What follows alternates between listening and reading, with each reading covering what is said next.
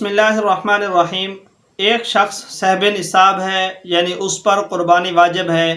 52.5 تولے چاندی یا 7.5 تولے سونے کے برابر اس کے پاس مالیت موجود ہے، یعنی وہ نصاب کا مالک ہے۔ اب اس نے قربانی کا جانور خریدا یا کسی بڑے جانور میں اس نے حصہ ڈالا، پیسے بھی دے دیے، یعنی اس کی شراکت مکمل ہو چکی ہے۔ اب اس کے بعد اگر وہ بندہ عید کے ایام کے آنے سے پہلے فوت ہو جاتا ہے تو اس حوالے سے کیا حکم ہے؟ اس کے حصے کی قربانی کی جائے گی یا نہیں؟ ان کے مرنے کے بعد اس کا مال ورثاء کا ہو جائے گا، اس کا مال ورثاء کا ہو جاتا ہے، مرنے والے کا اب نہیں رہتا، تو لہٰذا ورثاء سے پوچھا جائے گا۔ اگر وہ اجازت دیں تو اس کی قربانی کی جائے گی۔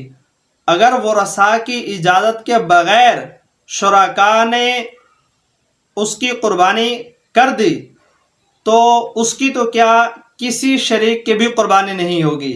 یہ مسئلہ بہت زیادہ اہم ہے، اس لیے اس کو سمجھنا بہت ضروری ہے، اور ثواب کی نیت سے ان کو آگے بھی بہت زیادہ شیئر کیجئے گا۔ بہت سارے لوگوں کو اس مسئلے کا پتہ نہیں ہوتا۔